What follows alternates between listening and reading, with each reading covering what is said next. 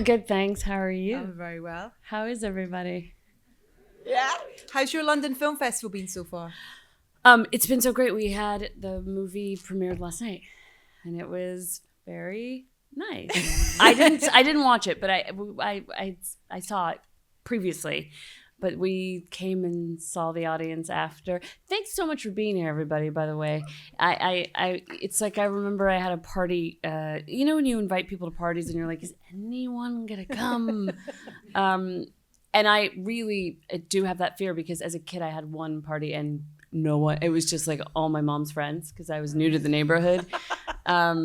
So thank you so much for coming to this party. We have lots to talk about. It's so lovely to kind of just have this opportunity at this point in your career, just to take a moment to reflect and to celebrate everything that you've achieved so far, which is really varied and really extraordinary in terms of the roles that you've thrown yourself into. I want to go back though, if you don't mind, because I'm really intrigued by what it was or who it was that kind of inspired you, that the acting was something that you wanted to even consider, really, if there was that one thing or if it was a collection of things, really.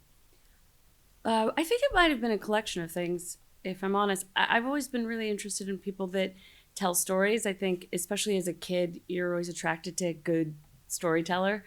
So that's something that's always interested me. And I'm thankful. My dad was a big cinephile, and I grew up in a house we didn't have television. I lived with my mom, and then I would go and visit my dad on weekends.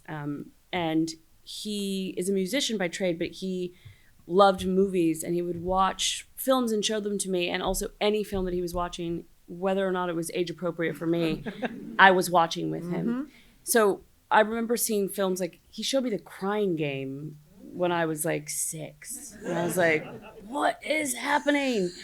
And then like that Japanese film Audition when I was a teenager. And recently I told him that and he's like, I did? He was like, that's so weird. I was like, yeah, it was. It was really weird.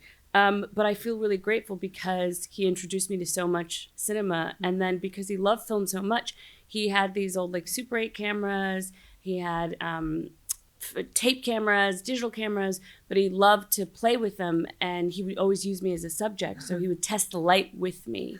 So there's all of these home videos from when I was little, and you could see sort of like my evolution of understanding what's happening. Like when I'm really little, I'm just sort of like, my dad's just yelling from off screen, like, no, stand there. And then as I get older, suddenly I'm playing different characters, and that was kind of my introduction. But I didn't understand, even though I grew up in Los Angeles, I don't have any actors in my family, I didn't understand that was a thing that you could actively do necessarily. Yeah. And then I remember just doing plays in school, sometimes because you would just you'd have to be in the play or whatever. And I remember just the feeling, like one of the first plays I ever did, I didn't have a speaking role or anything. It was Antigone, and I just was a Greek goddess in the background. And I was maybe like, I don't know, 6 or 7. And I had this toga that my mom had made me. And I just remembered that the toga kind of fell. And so my 6-year-old nipple was exposed. But I was supposed to be in this like tableau. And I just remember the sensation of like looking down at the nipple, but wondering if I should move that or if I should stay in the tableau. And I stayed in that tableau, And like those early moments of being like, wow, just of performance, and then I was in school later in college, and I was studying cultural anthropology, and I was really interested in linguistics, and so I went for extra credit. I went to this all-female Shakespeare company, was doing a process of work called dropping in, where they would take the text and they would imbue the text. They did this process where they would imbue the text with meaning, where they would walk an actor through. You'd have an instructor that would say, a line of Shakespeare, a rose by any other name would smell as sweet. And they would stand behind you. It was an exquisite thing to watch. And they'd stand behind you and they'd go, "A rose, when is the last time that you remember getting a rose?" And then the actor would say the line again with that memory. And then they'd say, "A rose, when is the first time you ever were pricked by the thorn of a rose?" And then the actor would say the line again with that memory. And it was about how you could give the text a sense of your own personal experience. And I was just there studying linguistics. I didn't think I was studying acting. But I suddenly was so struck because admittedly, I had read Shakespeare in high school, I'd seen it in high school, and I had performed it in high school. I didn't know what it meant, any of it. I like never really understood it. And then suddenly these actors, when they went through the text after they were doing that exercise and they started playing scenes, suddenly the text was completely available to me. I could understand every word that they said, and I realized that wasn't alchemy, it was craft. And I wanted that. I wanted to be able to do that. And the idea that you could learn and grow and work with other people to storytell and to make it something that is legible to an audience. I just got so addicted to that feeling. So probably a combination of those early experiences, I would say.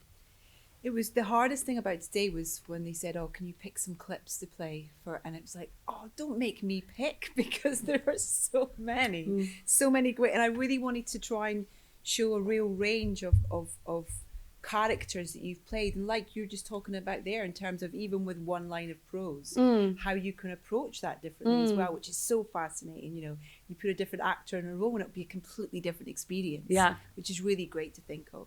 And I'm going to start with Creed, if that's okay. That's okay. Because what if I was like, I'd just move on to the next one. I'll move on to the next one. I'd make you sing. But this is a really nice way to talk about the opportunity to grow a character, because you had the chance to play Bianca over a number of films, but also forming relationships and friendships and craft with a group of people that you return to. Yeah. Which I guess going in there, you didn't know that was going to happen, but you've had that opportunity. Yeah. Talk to me a little bit about the thing that pops into your head when you think about Creed and Bianca. Oh gosh, so many things. I mean, Mike and I now have made those movies over the course of 10 years. Wow. So it's really been like this part of our lifetime together, making these films and developing these characters together. But something that was so extraordinary about making the first one in particular is Ryan Coogler, who's one of the most extraordinary creators I've ever had the pleasure to work with, was fairly early in his trajectory as a director then. It was only his second film and his first studio film. He had made Fruitvale Station, which was a very personal story to him, and he made it for a very small budget and had a lot of autonomy and control over that. And then he pitched Creed, which is, of course, borrowing from the Rocky franchise. It's a big studio movie. But he really approached it still from a very homegrown, independent filmmaker spirit. And so when we were rehearsing the piece together, he would just have us improvise a lot, Mike and I. And he would record us and make voice notes of us. And then that would get embedded into what we would shoot. And that was our process. And it was the same when I first met with him and had conversations around Bianca. So much that became a part of the texture of that character was not in it. We've sort of found all that together. And he really loves to be so collaborative. I mean, together, he and I, all sorts of things that you would never know because they didn't necessarily make it on screen, except I think they did. We knew extraordinary things about Bianca, like that she went to a Quaker school, what her sign was. I mean, all of her sort of story, He was really intent on giving this character, for the moments that she appeared on screen, real interiority and a real inner life. And I think that's something that doesn't always happen in big studio movies and then sports movies. And when you're playing the girlfriend in one of those movies, that isn't always the case. But that's a real testament to Ryan and the kind of collaborator he is and was. How are you with watching yourself? It's not my favorite thing, but I am improving. I'm improving. So what I used to do when I was just acting and I wasn't really producing is I would usually go to the premiere with my family because my family would insist that I go. And I had this habit, which I forget what actor recently told me that they do the same thing, but I would just sort of squint whenever I was on the screen. So it helped me. And I watch a lot of movies like this just once at the premiere and then I'd never watch it again, which is the way that I've seen most of my films. But now, Hedda, for example, I've seen that film many times because my company produced that film, so I watched every cut of the movie. So I'm getting much better at being objective and watching the thing. But I really admire actors that are like, I never watch myself, but I don't know how you couldn't at least once, because I like to watch everyone else's work. It's such a collaborative process and and I want to see everyone, and also it's fun to go with my family because they're a mess, you know. All of our families are. Yeah, that's families. It's just fun. Yeah. And we're going to watch a little clip right now. This one's not too long. You're all right. Of Bianca, and it's a lovely scene with you, Michael, actually, and just to kind of really, show us that relationship, remind us of that relationship. Here's the uncomfortable couple of seconds whilst the clip plays. So no, worse. This is what we were talking about outside. I was like, I just watch them watch me. Yeah. Okay. We were joking outside that what did we say? It was really good that because Hedda's on after this. Yeah. Oh, and I was like, are we gonna force them all captive to watch? And then should we film them watching me, and then I watch them, and then film me watching them, and then they watch me watching them watching me? But we're not going to do that. We're not. We're just going to run a clip of Creed right now, if that's all right. But I'm going to watch it.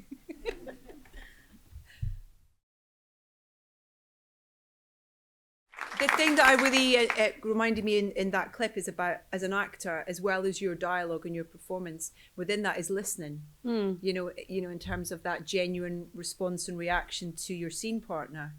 And it was so interesting what you said leading into that about the work that you guys did off camera to make that really feel authentic, and it really does. You kind of, that kind of chemistry's there, that real listening, that real kind of response to kind of unknowing of what he's going to say sort of thing as well. Was that kind of, I don't know, just interested about you talking about the idea of listening to your scene partner and how important that is to the performance and what you get out of each other, I guess. Yeah, I mean, it's everything exists in that.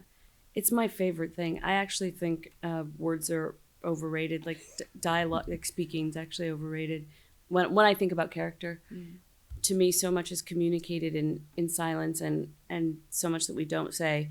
But I had come from, to go back slightly, after I found that female Shakespeare company, I ended up apprenticing with them. I asked them if I could just like do errands for them, which I did for a while.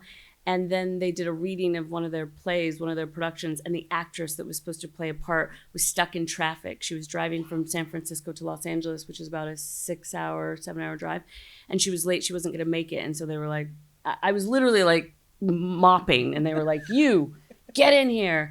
And that was my first time really acting with the company, and then I went on to study with them, and then eventually studied with other companies. But I think in my early work as an actor, I was so obsessed with this idea of like what I was doing and had so many ideas. And it wasn't until I found working with the Meisner technique, which is so much about listening and responding, that it really changed my approach to the work, and the work really opened up for me that you have so many, of course, ideas, and you've done all your research, and you've investigated all the choices that you can make, and you've made some, but the real work happens when you're across, from the person that you're working with. And I've on this film especially, I felt so lucky that we got to really build an extraordinary rapport, between us, and got to really, find it together and really craft together, because I really do think all of these pieces, they really are a collective, collaborative thing. Like I always feel like my work is always relative.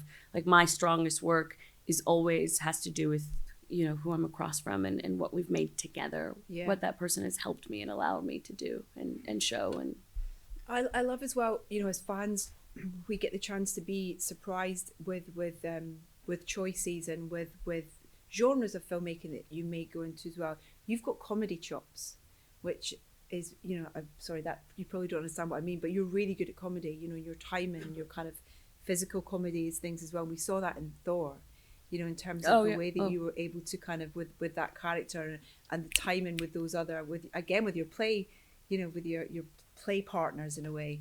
Is that something that you kind of really enjoy, is kind of leaning into different kind of thematic roles as well, in terms of whether it's drama, but that comedy, does it come up very often for you, because you're very good at it? Thanks, that's very sweet. I grew up watching Lucille Ball. Lucille Ball is not as popular here, right? No, but we know who she is. She's just the best. And I grew up watching a lot of I Love Lucy. When I would go to my grandparents' house, they'd always have old reruns on, and that show was really big for me. And I remember when I then got really into Lucille Ball and trying to understand her, she's one of the greatest comedians of all time. She said this thing that I'm not funny, what I am is brave. And I think that it does require this kind of bravery to make a fool out of yourself and to act from a place of a lack of dignity, actually, which I think a real good comedian does. And I felt very lucky when I got Thor because I was still like, I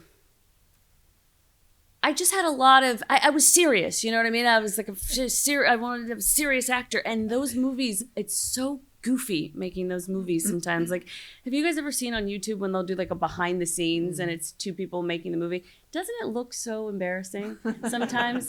It just looks so goofy, especially when like they're, you know, supposed to be looking at something that isn't happening. And it's just the mechanism of making those films requires a place of pure imagination, you know, where you just have to play like a kid. The people that are good at it, that's what they do. Especially being like with Taika as the kind of captain of the ship. It's a huge infant. He's like an infant with like a bank account. It's terrifying, you know. He should be stopped. He's not an adult, you know. But it kind of requires that. Yeah. And so I'm really grateful. And I knew it. That's why I wanted to make a film like that, because I remember watching, it was Godzilla, and Naomi Watts is in that movie. And I remember there's a sequence where she's like running in some like slip, and Godzilla picks her up and she's like looking at Godzilla. And I just remember watching that and being like, she's so good in it, because I realized that she's probably like inside of like a rubber tube, you know, and there's probably like a guy eating a sandwich over there. And I believe everything that she's doing. And I just thought, if you can do that, you can do anything as an actor, because that just requires, to make an audience believe, you first have to make yourself believe. You have to suspend your own disbelief. And I just thought that's such a tremendous thing, and really is like playing like a kid. So I was like, I really want to make a movie like that, because I'm not sure I can do that. And I really want to figure out if I can. And it was just so fun. It really, really freed me up. And yeah, I think I've always just been so inspired by comedians. You know, comedy is really hard. I think it's I think comedians and people that usually do drama love to do like, this is harder. Yeah. I don't know. I think it all has its challenges, but I really love that. And I also think that life is incredibly funny, and being a human being is really funny, you know? Yeah, it's like really kind of ridiculous to be alive and be a human, in a good way. Did he set up, I don't know, you hear about directors having kind of, I was listening to Yorgos Lanthimos talk about, you know, how he has all these kind of like, it's like play school, you know, before it's not rehearsals, it's kind of like you say, it's like getting on all the actors to kind of lose their inhibitions and come in with no baggage and just kind of, you know, exist. And then that's how you then find the character sort of thing as well. Was Thor a little bit like that, you know, in terms of Taika encouraging you to be childlike and be kind of, to shake all that off? Totally. And also there's a lot of good, like Chris Hemsworth is also like it's like a baby with muscles, you know. That's like a very big infant who eats every hour, you know. Like that's a hungry child. And he's really good. He's like one of the best ever at just no inhibition, he'll just do anything, you know, to get the laugh and to discover, and so it's a pleasure to work with him. And then also everyone, like watching everyone's process, like Tom Hiddleston, you know, who's not a big baby, that's a grown-up serious person, and he really grown up, and you know, like that's an adult, and with multiple bank accounts, you know, and they're all tidy. They've never been in the red, like never overdraft, you know. He was like born with you know, like all, you know, investments and everything. Boss baby. Yeah, exactly. That's a baby in a suit.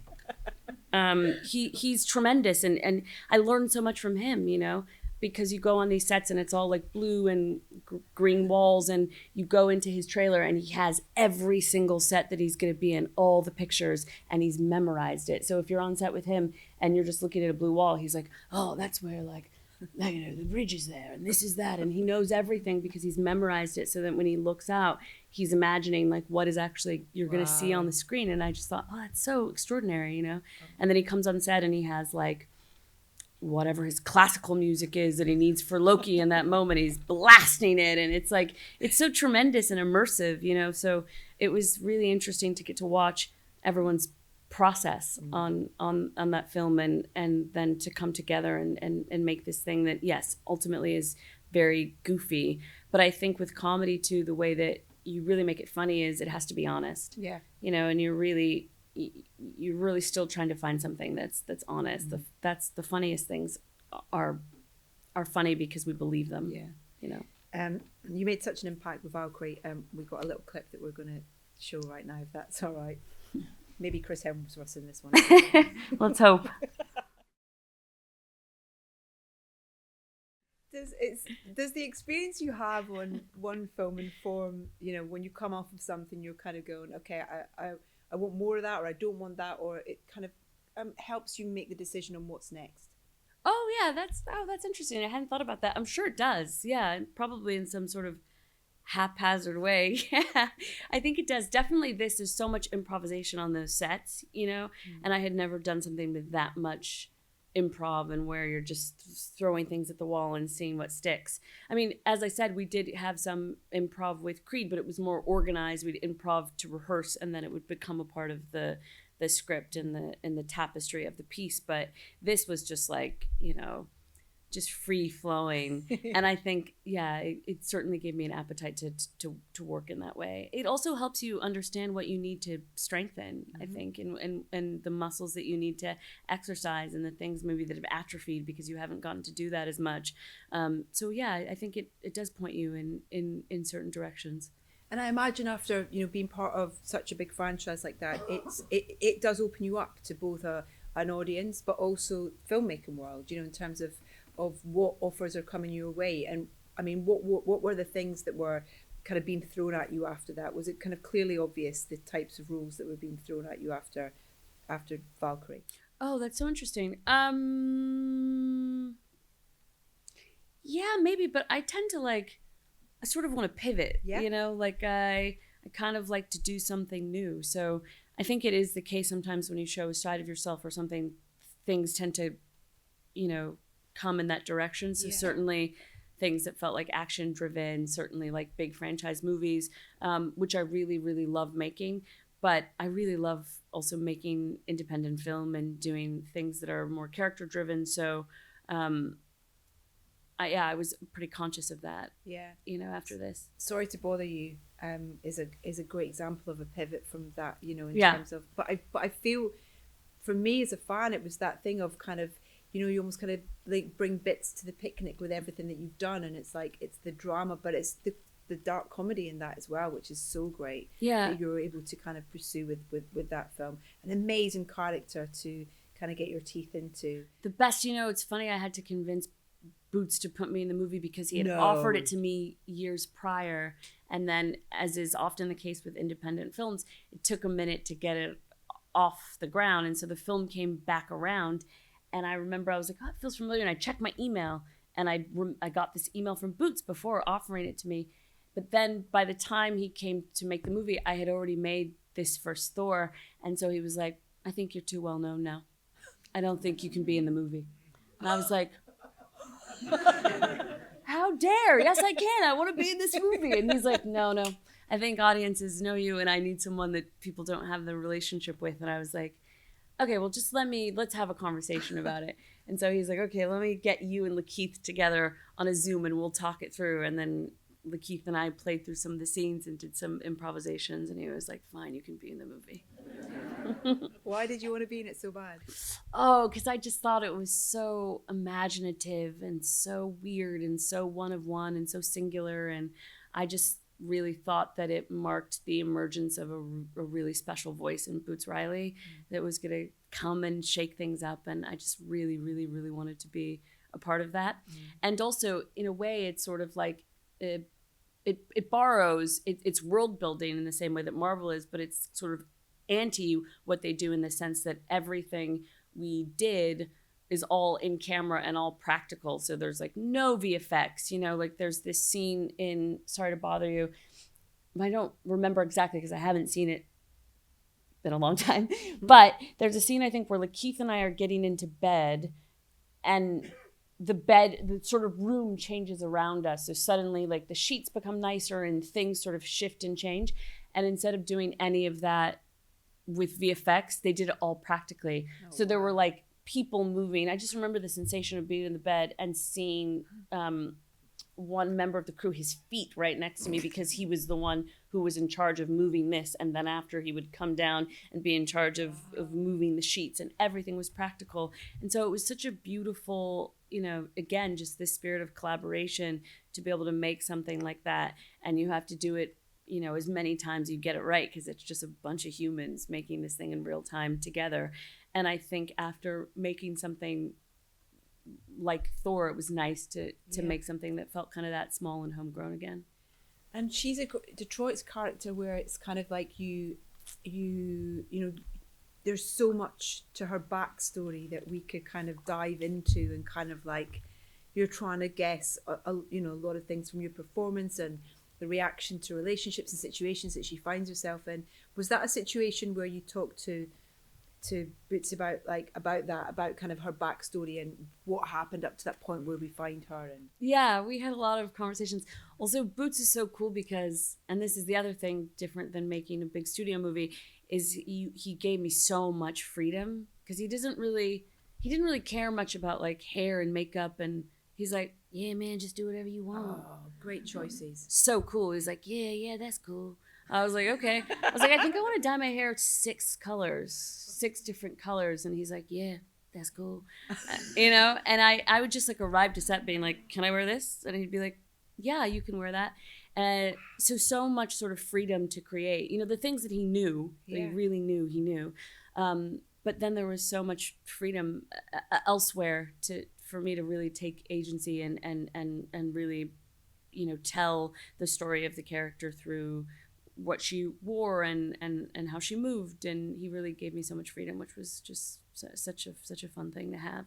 That's amazing to hear, because that is such a big part of the connection we have with her. I think part of the connection that we have with her is, you know, is her style, is her kind of, is her vibe, and that. The only thing he wrote, the only thing he knew was the earrings that she wears. So she wears these series of earrings that are also a part of her work. But otherwise, everything was kind of an open book, and he was like, whatever you think, which is very cool. That, I mean, I imagine that can be scary at some points, but then also liberating in other ways. Yeah, it was both. Yeah. It was great. It was such a wonderful movie to make. Let's take a look at a clip with you and the Keith from Sorry to Bother You right now.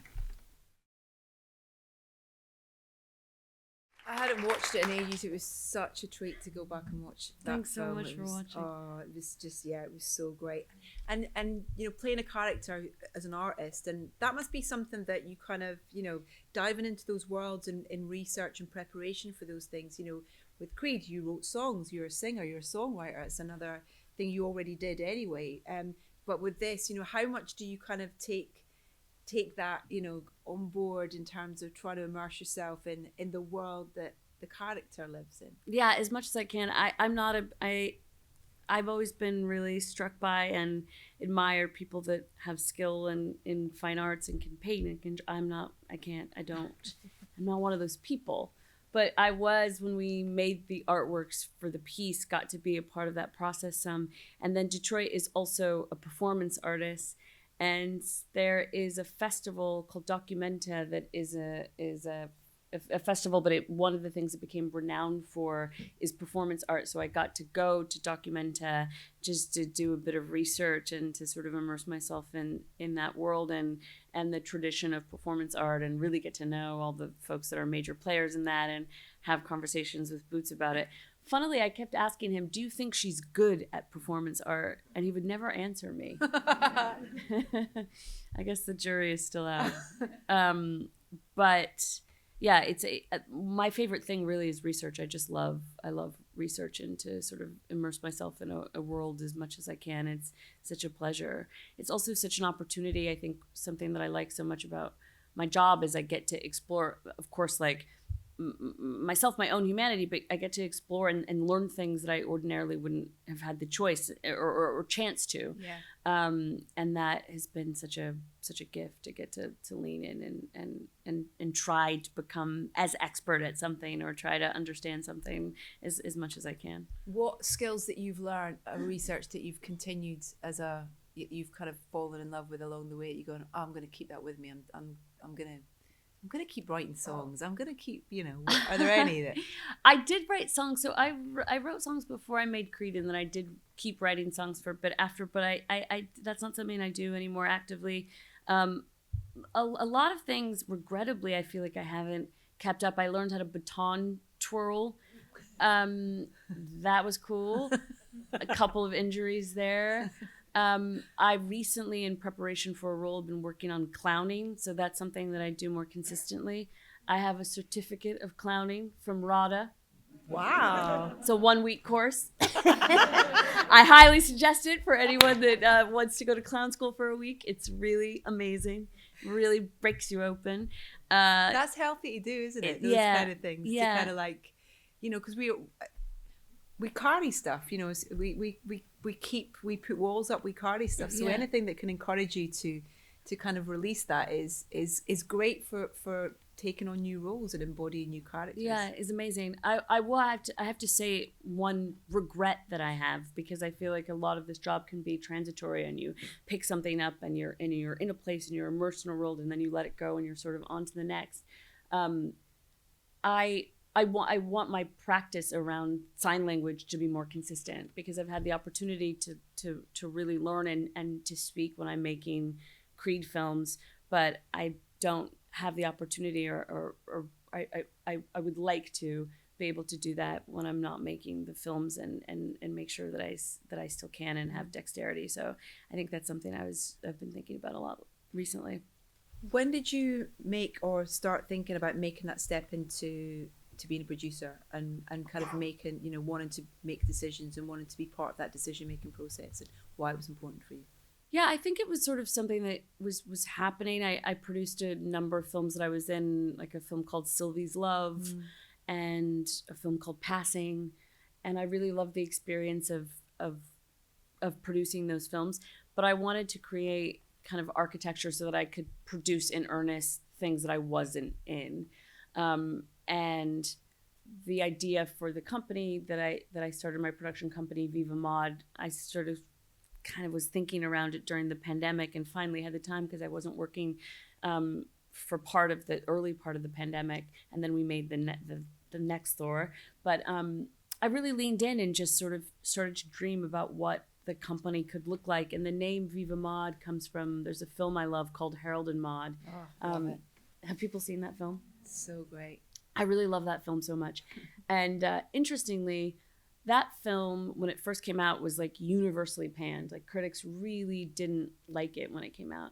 And then it wasn't until 11 years later it turned a profit and became a film that people regarded. It influenced a lot of filmmakers like Wes Anderson and became this kind of iconic cult classic. But at the time, it was sort of misunderstood.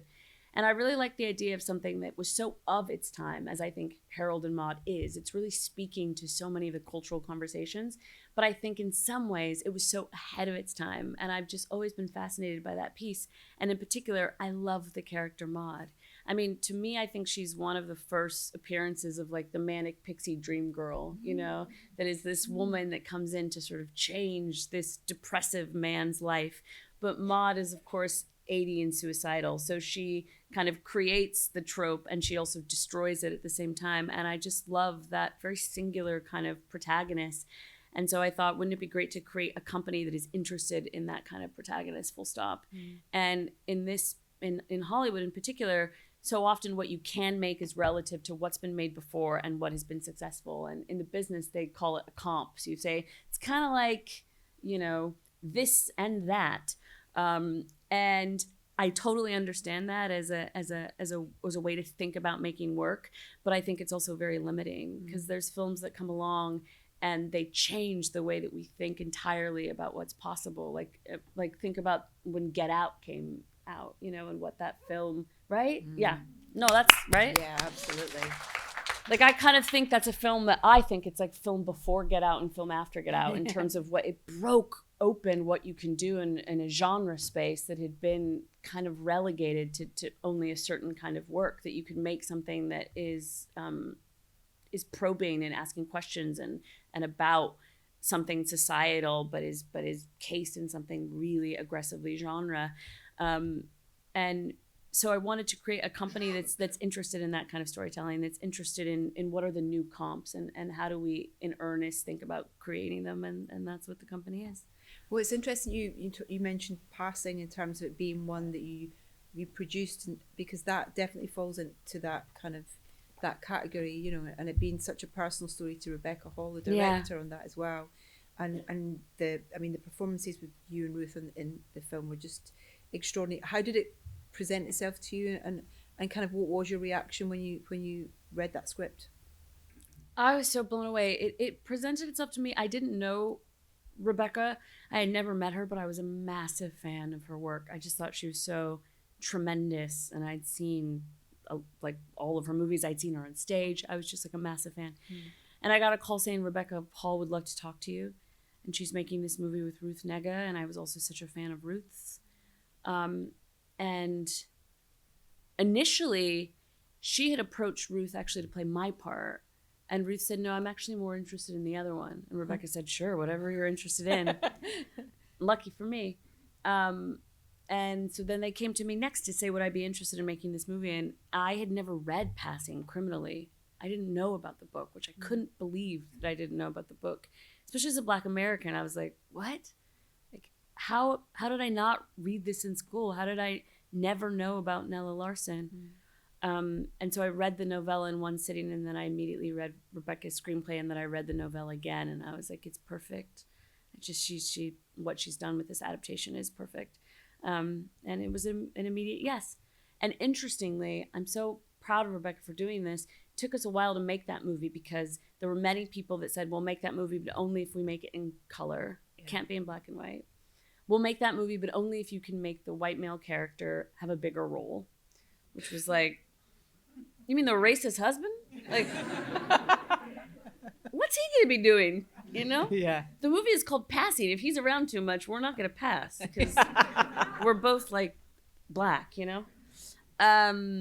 So it was very confusing, and she really stuck to her guns, and you know, it was a period of time, and she would call me every so often, and she said, are you still in? I really want to make this movie. I want to make this movie the way that I know we need to make this movie.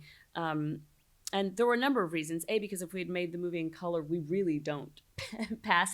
And also because I think so much of the texture of the film, even the aspect ratio, has to do with this sense of like the walls caving in on this woman, Irene, who I play.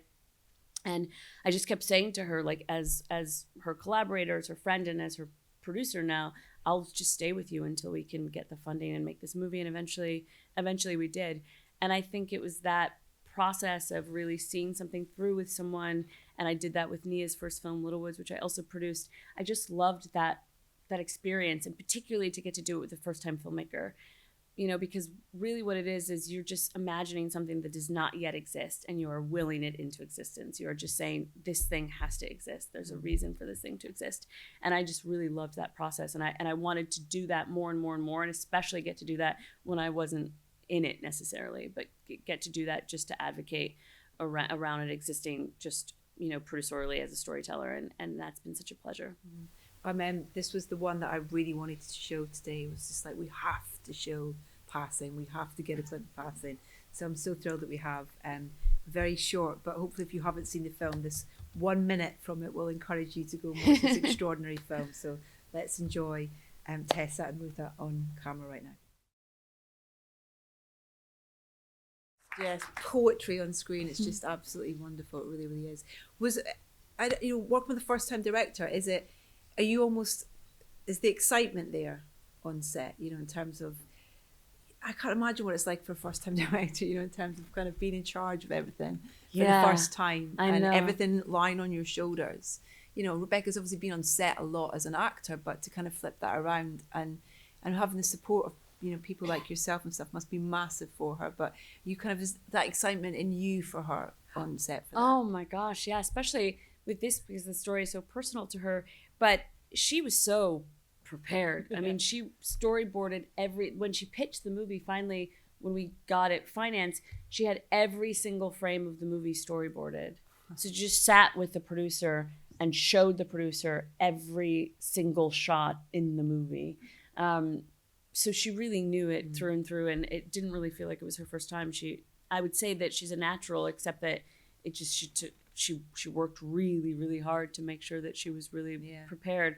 And also, I think to get to be directed by someone whose work I so admired, who's such a tremendous actor, I just felt so excited by that and so dazzled, and we worked so closely on crafting the character together. It was such a dream. And then Nella's words, it's such a beautiful, beautiful novella. The prose is so rich.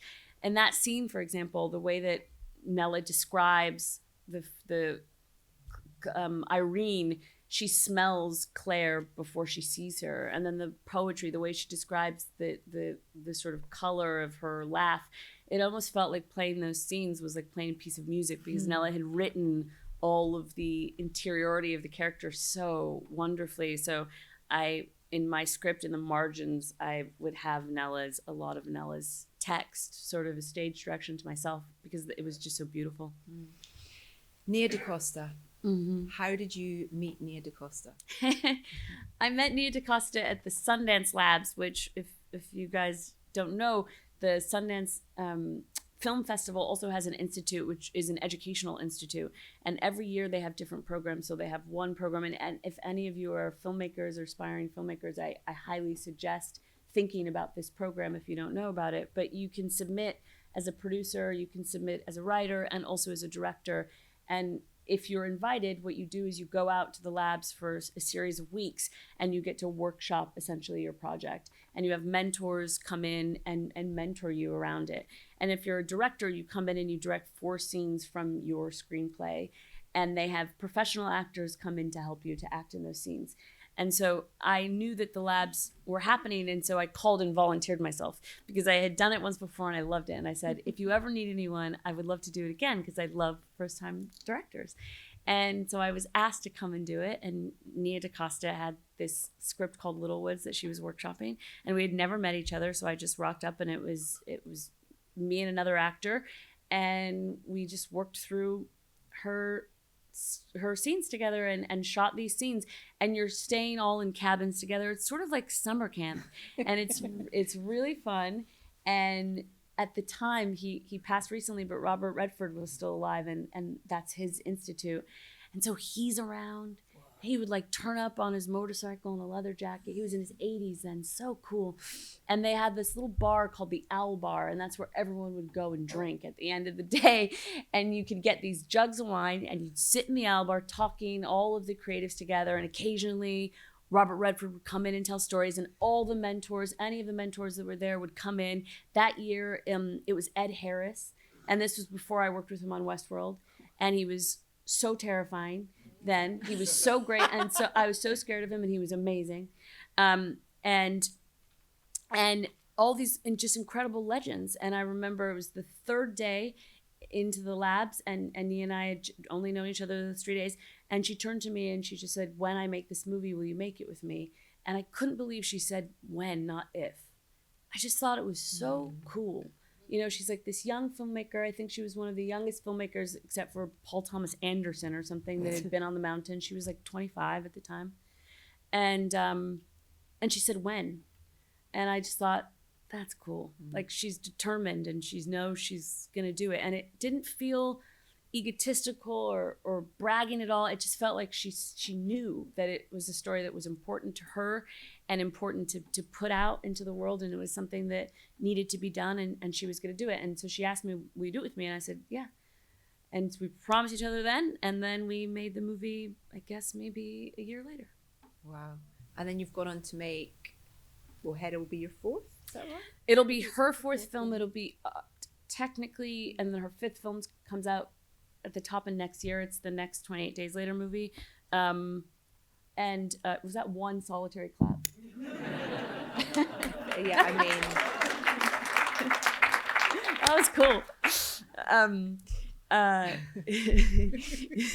It's like excited. It's like we're not on a golf course. It's But not that excited yet. should be.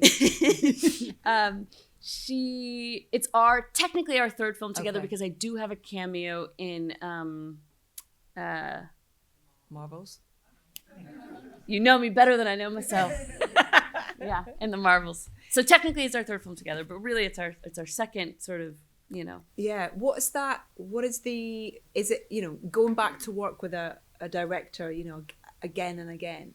That's the kind of, there are a number of those relationships in film history, where it's kind of like this brilliant pairing. There is something fantastic with what you are both able to create, with collaboration with each other. For you, what is that relationship, and why do you go back?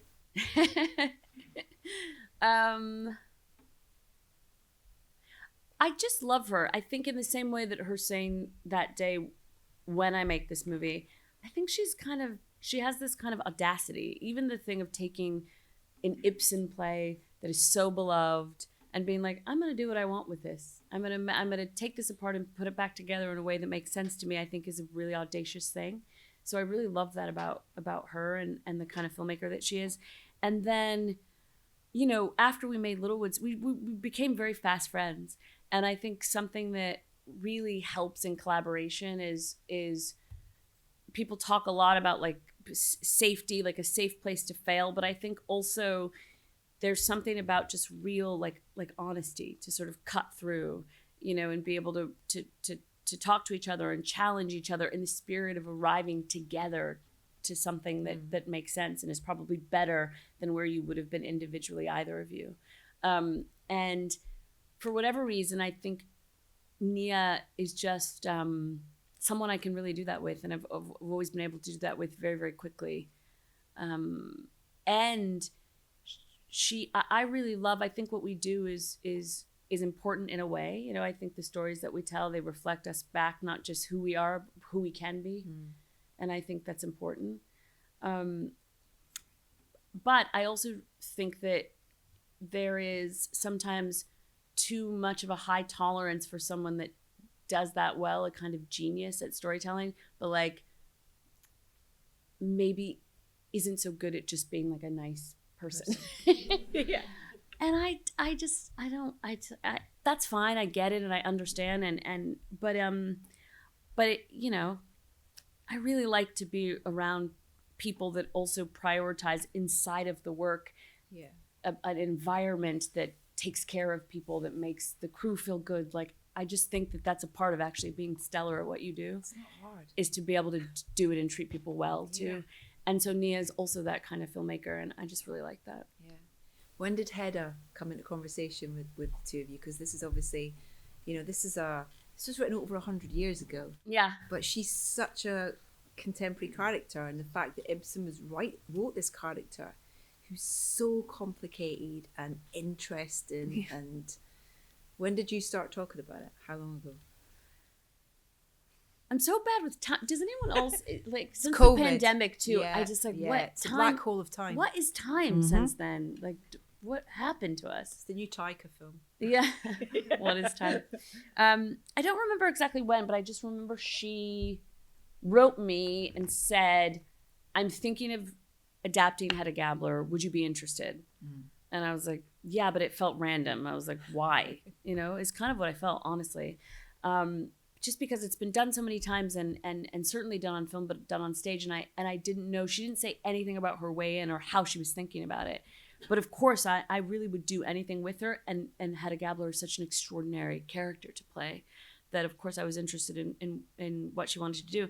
And then sometime after that, she just sent me the script and it was brilliant. So I couldn't believe it, because oftentimes, there's, especially with people that are prolific and have lots of ideas. I have tons of friends that'll be like, I'm thinking about writing this or I'm thinking about doing that, but it doesn't maybe happen. Yeah. Yeah. I couldn't believe the speed at which it sort of, once she said, I'm thinking about doing this, and then she did it. Yeah.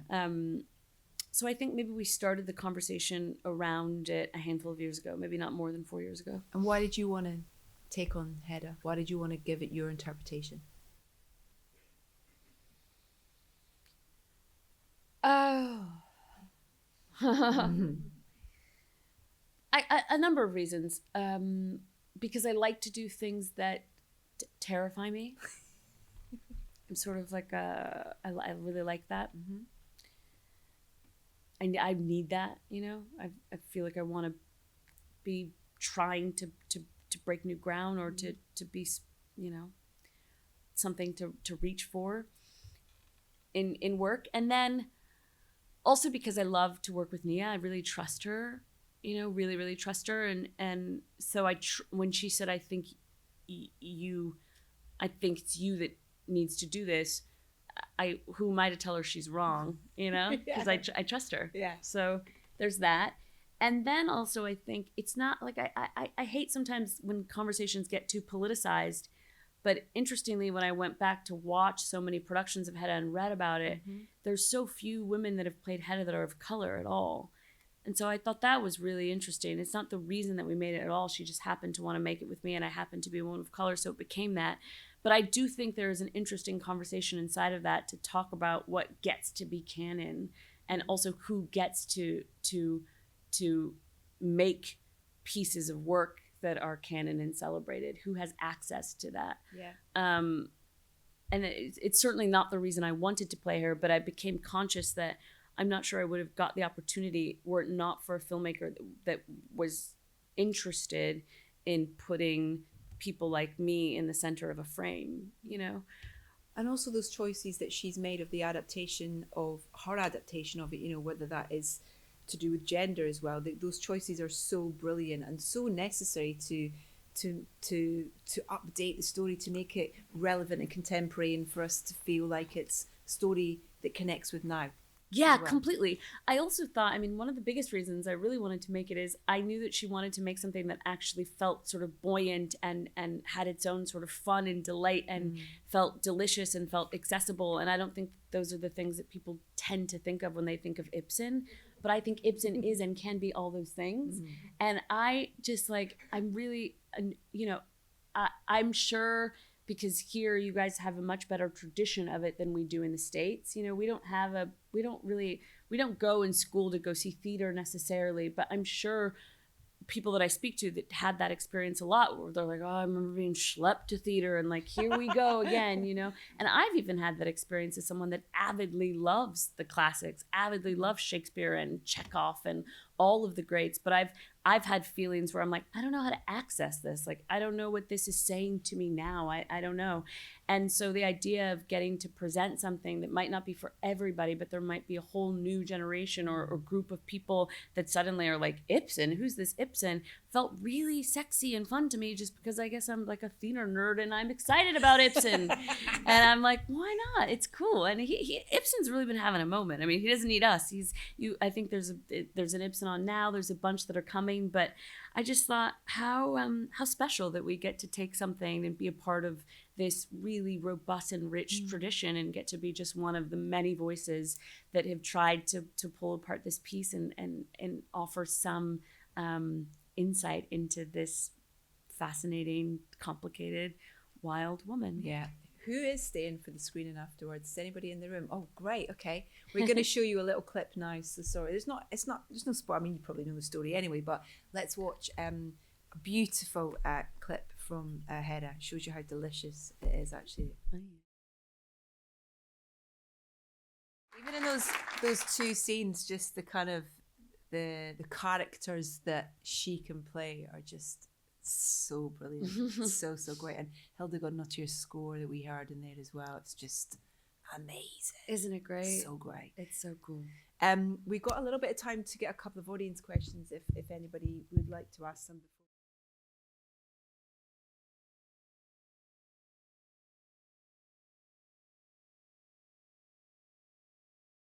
So I did a lot of basically sort of like amateur theater in Los Angeles, and then studied a lot in classes, and then apprenticed places, and that was really great.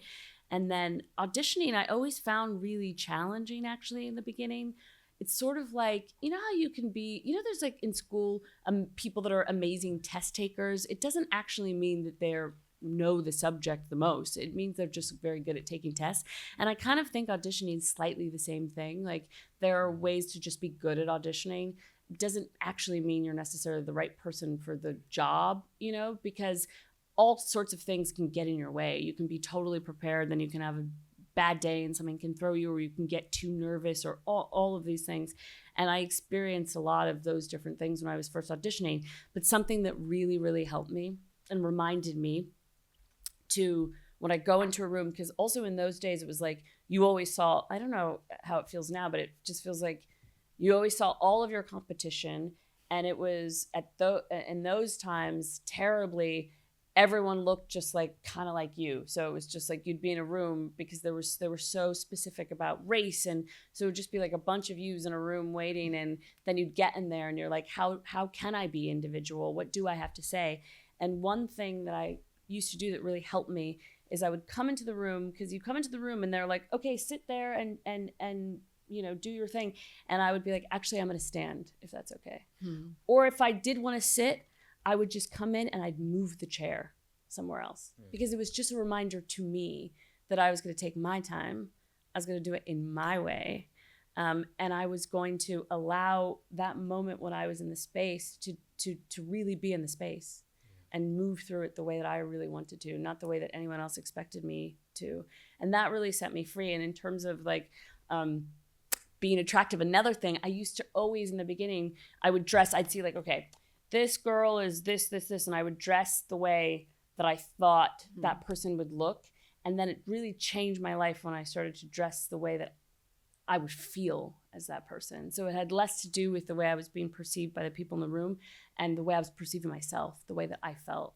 And I think when I started to just have more agency over the choices that I was making, and it was less about, frankly, less about getting cast in a weird way. It was like, I'm going to use this opportunity to be in the room and explore what playing this character might feel like. And I'm going to allow them to watch me. I'm going to let them in on the process of what creating the character with me would be like. And when I started to audition that way, everything opened up for me.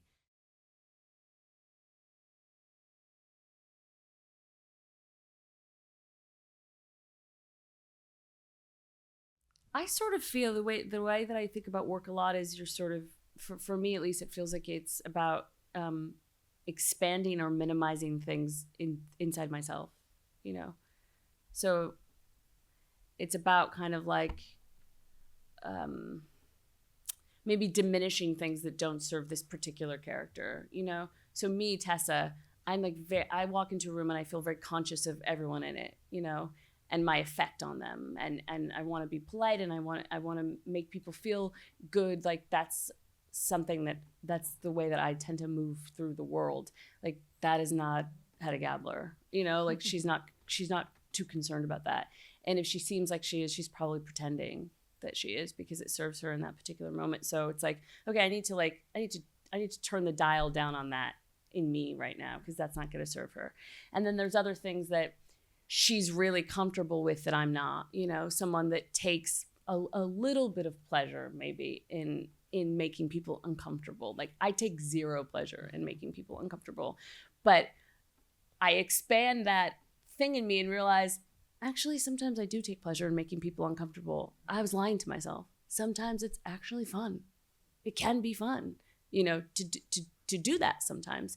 And I think not judging it, because it's sort of like having a more childlike relationship to it, because children don't mind making you uncomfortable, and they're innocent, you know, but they'll say things sometimes where you're like, wow, that's terrible what you just said to me, you know, but they're a child. They're saying it from an innocent place. And so I think there is an ability to sort of discover. I think the more that I work and the more that I play, and particularly when I go to places that I feel like they're very different, not just from the characters I've played, but from the me I've been, it really helps me understand that we all, I think as humans, have the capacity for a lot. And sometimes it's relative to our circumstances. Sometimes it's relative to what we allow ourselves to be. But I think we have the capacity for great kindness and tenderness. And I think we also have the capacity for great harm. And that exists in all of us. So I really enjoy the opportunity to continue to to unpack and discover that. And Hedda certainly gave me a big sort of challenge and opportunity to look at parts of all of us that I think exist, and we sort of tamper them down because they're unsavory and they're ugly and they're not nice. But I think the thing that I find interesting about her, or at least my interpretation of her, is I think there's a kind of person sometimes that might test the limits, that might say, look at how ugly and terrible I am. Can you love me still?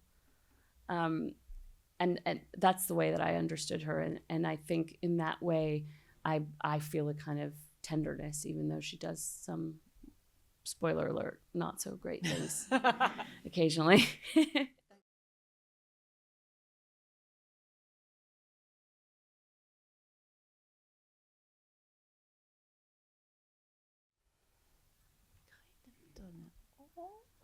I've never done a horror movie. I think the idea of doing like a horror movie sounds, really cool. And yeah, I've never done that. And well, technically I have a musical. I've never done a musical. I don't know. I'm scared. That sounds scary.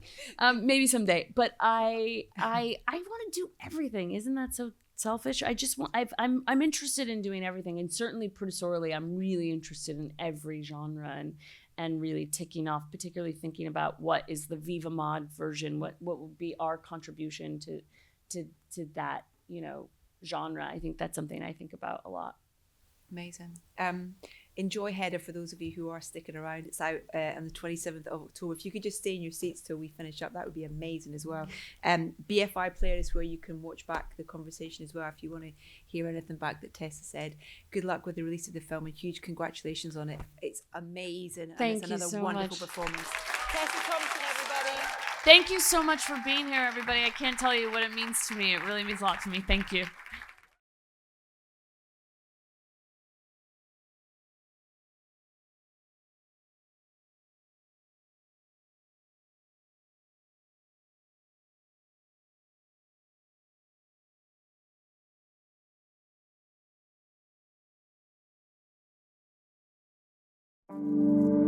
Woo!